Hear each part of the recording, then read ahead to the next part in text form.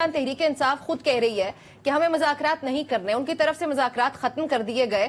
سو حکومت کیا جمہوریت کی اتنی پاسداری کے لیے ذمہ دار قرار پا رہی ہے اور وہ یہ کوشش کر رہی ہے کہ جمہوریت کی جیت ہو اس لیے مذاکرات کنٹینیو کرنے چاہتے ہیں، یا پھر پاکستان تحریک انصاف سے ڈر ہے حکومت کو کسی قسم کا کہ وہ ایک بار پھر سے سڑکوں پہ آ جائیں گے؟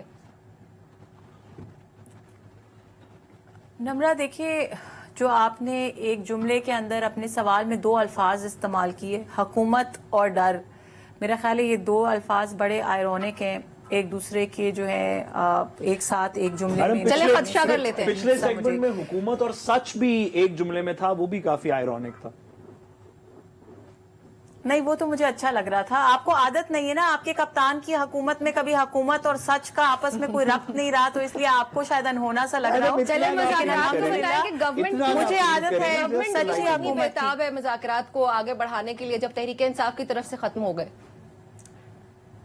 کیونکہ Nimra finally we have a government جو بیتاب ہے پاکستان میں پیس لانے کے لیے، جو بیتاب ہے لوگوں کی عزت بحال کرنے کے لیے، جو بیتاب ہے پاکستان سے بے روزگاری کا، مہنگائی کا خاتمہ کرنے کے لیے. اس لیے گورنمنٹ یہ چاہتی ہے کہ پاکستان میں تو پھر آپ لوگ لاہور جلسے کے لیے اجازت دے رہے ہیں پاکستان کی سڑکوں کے اوپر لوگ جلاؤ گھراؤ کی بات نہ کریں، پاکستان کی عوام کے مسائل کا حل ہو.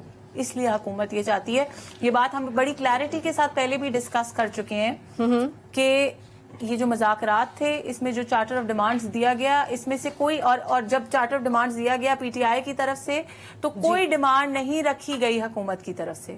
یہ بات اس چیز کا منہ بولتا ثبوت ہے کہ حکومت کو ان مذاکرات سے نہ تو کوئی فائدہ ہے، نہ حکومت کا کوئی اس میں پرسنل انٹرسٹ ہے، سوائے اس بات کے کہ greater interest of the country دیکھا جا رہا ہے، گریٹر انٹرسٹ آف پاکستان دیکھا جا رہا ہے، کیونکہ یہ چیز ہمارے لیے امپورٹنٹ ہے.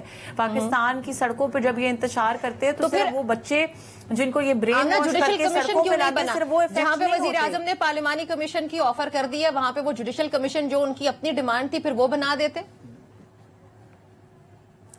تو نمرہ آپ یہ کہنا چاہ رہی ہیں کہ چند لوگ آ کے میں وجہ جاننا چاہ رہی ہوں کہ وجہ کیا جوڈیشل کمیشن نہ بننے کی، گے دھمکی دیں گے 28 جنوری کی، 26 نومبر کی، 31 جنوری کی دھمکی دیں گے، اور جو کہیں گے ایک الیکٹڈ پرائم منسٹر کو چاہیے کہ وہ اس کے آگے سر خم تسلیم کر کے کہے کہ یس سر، ایسے نہیں ہو سکتا. ٹھیک ہے، کیا حکومت جہاں پہ جوڈیشل کمیشن کی ان کے مطالبات تھے، بہت اچھی بات ہے جی، جہاں پہ مطالبہ تھا جوڈیشل کمیشن کا تو پھر مذاکرات ختم ہو گئے، جوڈیشل کمیشن نہیں بن پایا، ایک اور آفر آ گئی وہ بھی وزیر اعظم کی طرف سے. تو ڈیفینیٹلی اس کی کوئی ورتھ ہے، کوئی ویلیو ہے، تبھی وزیر اعظم اس کو امپورٹنٹ سمجھتے ہیں، تبھی انہوں نے یہ پیشکش بھی کی ہے. آپ کیا سمجھتے ہیں اس کے بارے میں؟ دیکھیے، سب سے پہلے تو میں گزارش کروں کہ میڈم نے بالکل درست کہا کہ پاکستان کی عوام کے اندر سے ایک بندہ ہو، 4 ہوں، 10 ہوں، 4 لاکھ ہوں، 4 کروڑ ہوں، ایک ایسا وزیر اعظم جیسے میڈم نے کہا منتخب وزیر اعظم کو ان کے سامنے سر خم تسلیم نہیں کرنا چاہیے. بالکل میڈم نے درست کہا، اگر عوام نے منتخب کیا ہوتا تو اس کے سامنے سر خم تسلیم کرتے، کیونکہ عوام نے منتخب نہیں کیا، منتخب ضرور ہوئے ہیں تو جہاں پہ کیا ہے وہیں پہ جو شخص جہاں سے الیکٹ ہوتا ہے اس کو ادھر ہی سر خم تسلیم کرنا پڑتا ہے. کہ میں آپ میری کنسٹیچوئنسی ہیں تو میں آپ کے سامنے ہی بات کروں گا. یہاں سے آگے کی تھوڑی سی بات کرتے ہوئے میں گزارش کروں کہ پاکستان کے اندر ایک کنسرٹڈ پولیٹیکل نیشنل سیٹلمنٹ کی ضرورت ہے. یہ بڑے افسوس کی بات ہے کہ ایک حکومت وقت کہے کہ کیونکہ یہ صرف 4 بندے ہیں تو ہم ان کی بات نہیں سنیں گے، اور یہ کیونکہ 8 بندے ہیں تو ہم ان کی بات نہیں سنیں گے. آپ جب اس طرح کا نیریٹو لے کے آتے ہیں تو آپ لوگوں کو انکریج کرتے ہیں کہ وہ بن جائیں 5 لاکھ بندہ، اور پھر جب وہ بن جائیں گے نا تو وہ آپ کی بات نہیں سن رہے ہوں گے. پھر ہم نے دیکھا کہ باقی دنیا کے ممالک کے اندر کیا ہوا، خواہ بنگلہ دیش ہو، خواہ سری لنکا ہو.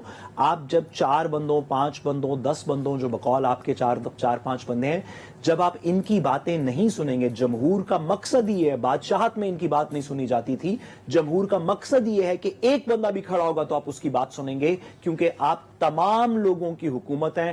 آپ اپنے جس بھی کنسٹیچوئنسی سے آپ الیکٹ ہوئے آپ صرف اس کی حکومت نہیں ہے، آپ تمام لوگوں کی حکومت ہیں. تو یہ بڑی عجیب بات ہے کہ ہماری سیاست کی روایت وہ ہے جو ابھی میڈم نے کہا کہ اگر کسی کا خیال ہے کہ ایک منتخب وزیر اعظم اپنی عوام کے 5 لوگوں کے سامنے سر خم تسلیم کرے گا تو وہ نہیں کرے گا.